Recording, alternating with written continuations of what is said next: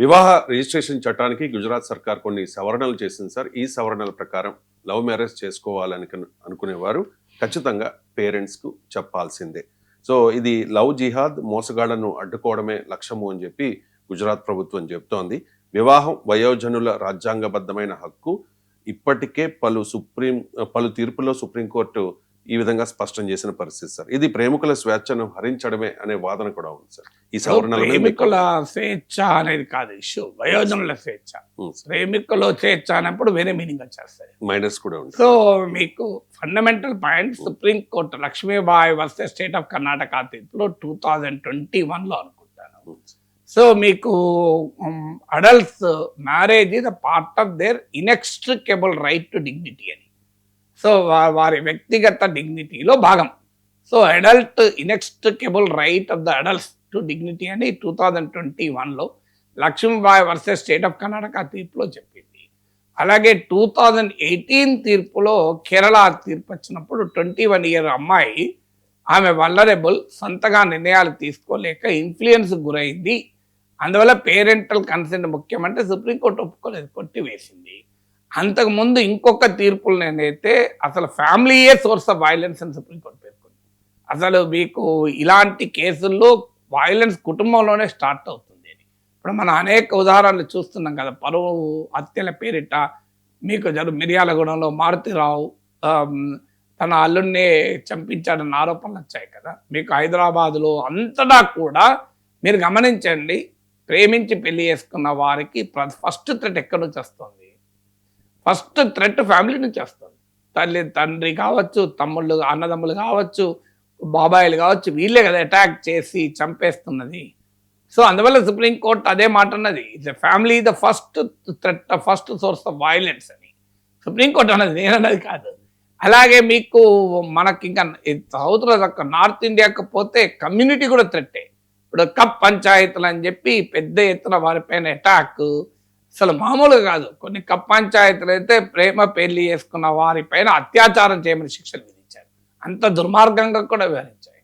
So అందువల్ల మీకు community, కులము, క్లాన్, వంశము, పరువు, కుటుంబము ఇవన్నీ కూడా ప్రధానమైన థ్రెట్ అయినప్పుడు పేరెంటల్ కన్సెంట్ ఉండాలి అంటే అది కోర్టులో నడుస్తుందా? సో ఒక మధ్యతరగతి కుటుంబాలు, అన్ని కుటుంబ మధ్యతరగతనే కాదు, సో బిడ్డలను పెంచి పెద్ద చేసి చివరకు వారు బాధ్యతారహితంగా పెళ్లి చేసుకుంటున్నారు అన్నప్పుడు బాధతో తల్లిదండ్రుల బాధ ఉండడం నిజం. ముఖ్యంగా పరువు అనే కాకుండా కాస్ట్, క్లాస్ అనే సమస్య వస్తుంది. సో మనం చాలా సందర్భాల్లో చూస్తాం, చాలా డబ్బున్న కుటుంబంలో అమ్మాయి ఉంటుంది, ఒక పేద పని ఏదో చిన్న పనులు చేసుకునే వాళ్ళని ప్రేమిస్తూ ఉంటుంది. సో ఆ తల్లిదండ్రులకు ఆ కడుపు కోత భరించలేకుండా ఉంటుంది. మనం అర్థం చేసుకోవచ్చు, దాన్ని కాదని అనలేం. So out of parental love నుంచే వస్తుంది, అదేమి పిల్లల మీద కోపంతో వస్తుందని అంటలేను. ప్రతి సందర్భంలోనూ ప్రేమను గౌరవించే తల్లిదండ్రులు కూడా ఉండొచ్చు, లేరని అంటలేను. అన్నీ బాగుండి కూడా లవ్ మ్యారేజెస్కి అభ్యంతరం చెప్పేవాళ్ళు ఉన్నారు, కాస్ట్ పేరిట్టును ఇంకోది పేరిట్టును. అదొక డైమెన్షన్. అంటే మా అభిప్రాయానికి భిన్నంగా వాళ్ళు ఎలా పెళ్లి చేసుకుంటారని ఆ పేరెంటల్ ఆధిపత్యం ఒక డైమెన్షన్. అది కాకుండా జెన్యూన్ పేరెంటల్ కన్సర్న్, అయ్యో బిడ్డ భవిష్యత్తు ఎలా ఉంటుందో, వాడు మోసగాడు లేదా వాడికి ఏమీ లేదు, ఇలాంటి ఒక జెన్యూన్ పేరెంటల్ కన్సర్న్తో కూడా అపోజ్ చేసే సందర్భాలు కూడా ఉన్నాయి, కాదని అన్నాడు. సో అయ్యో నా కూతురు, ఇప్పుడు ఎవరైనా కష్టపడి పెంచి ఎన్నో ఆశలు పెట్టుకొని పిల్లల పైన, బిడ్డ అంటే ప్రాణం ఇచ్చిన తల్లిదండ్రులు కూడా తమ బిడ్డ ఎలాంటి బ్యాక్గ్రౌండ్ లేని వ్యక్తిని ఏదో మాయలో, మోహంలో పడి, వ్యామోహంలో పడి పెళ్లి చేసుకుంటే ఆమె జీవితం అంతా అన్యాయం అవుతుంది అనే బాధ, ఆవేదన తల్లిదండ్రులకు ఉంటుంది. అది జెన్యూన్ కన్సర్న్, మనం కాదని అనలేం. అదేదో పిల్లల మీద కోపంతో ఉన్నది కాదు, పిల్లల మీద ప్రేమతోనే జరుగుతున్న ఆవేదన. ఎందుకంటే మనం చూస్తున్నాం కదా, సోషల్ మీడియాలో పరిచయం అయ్యి ప్రేమ పేరిట మోసపోతున్న సందర్భాలు ఉన్నాయి, ప్రేమ పేరిట తీవ్రమైన ప్రమాదాలకు గురవుతున్న సందర్భాలు ఉన్నాయి. సో ఎవరినో నమ్మి, అమ్మాయి అర్థం లేని అసలు అపరిచితులను నమ్మి అన్యాయం అవుతున్న బిడ్డలను చూస్తున్నాం. ఇవన్నీ చూసినప్పుడు ప్రతి ప్రేమ జంట బాధ్యతాయుతమైన ప్రేమగా చెప్పలేము. సో రెస్పాన్సిబుల్ ప్రేమగా, ఒక మచ్యూర్డ్ లవ్గా చూడలేము. సో ఆ ఫ్రివిలస్ టెండెన్సీ, ఆ చైల్డిష్ టెండెన్సీ, ఆ ఇర్రెస్పాన్సిబుల్ బిహేవియరు, ఆ క్రేజీ బిహేవియర్ కూడా సమాజంలో ఉంది. ఇవన్నీ చూసినప్పుడు తల్లిదండ్రుల్లో ఆవేదన ఉండవచ్చు. కానీ రియాలిటీ ఏంటి? అదే సమయంలో పరువు పేరిట, అదే సందర్భంలో కాస్ట్ అండ్ క్లాస్ ఆధిపత్యం కొరకు పిల్లల ప్రేమను క్రూరంగా అణిచివేస్తున్న తల్లిదండ్రులను చూస్తున్నాం, కుటుంబాలను చూస్తున్నాం.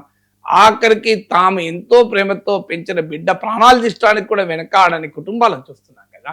ఆ దుర్మార్గం కూడా చూస్తున్నాం. ఇవన్నీ చూసినప్పుడు సుప్రీంకోర్టు అల్టిమేట్గా మన ఎమోషన్స్తో చట్టం ఉండదు. Law is not based on emotions. Law is based on what is right, what is wrong, constitution ఏంటి అని.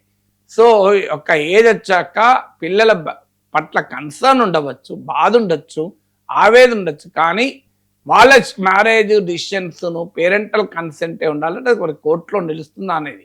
గుజరాత్ ప్రభుత్వం ఏం చేసింది అంటే ప్రతి మ్యారేజ్ రిజిస్ట్రేషన్కు కంపల్సరీగా తల్లిదండ్రుల ఆమోద పత్రం ఇవ్వాలి, వాళ్ళ కన్సెంట్ లెటర్ ఇవ్వాలి, వాళ్ళ అడ్రస్ ప్రూఫ్ ఇవ్వాలి, వాళ్ళ ఫోన్ నెంబర్లు ఇవ్వాలి. అంటే పేరెంటల్ కన్సెంట్ లేకుండా మ్యారేజ్ రిజిస్టర్ కాదు. ఇది గుజరాత్. ఇంట్రెస్టింగ్ ఏంటంటే ఇది బీజేపీ ప్రభుత్వం తెస్తే ఆమ్ ఆద్మీ పార్టీ, కాంగ్రెస్ రెండు కూడా పూర్తిగా మద్దతు ఇచ్చాయి. సో ఇందులో మళ్ళీ పాలిటిక్స్ కూడా ఏం లేవు, అందరూ సపోర్టు. అంటే అందరూ కూడా ఇదే సమస్య. సో పేరెంట్లు కూడా ఓటర్లే కదా, పిల్లలే కాదు కదా, వాళ్ళు కూడా ఓటర్లే కదా. సో అందువల్ల రాజకీయాలు అల్టిమేట్గా కోర్టులో నిలబడుతుందనేది చూడాలి.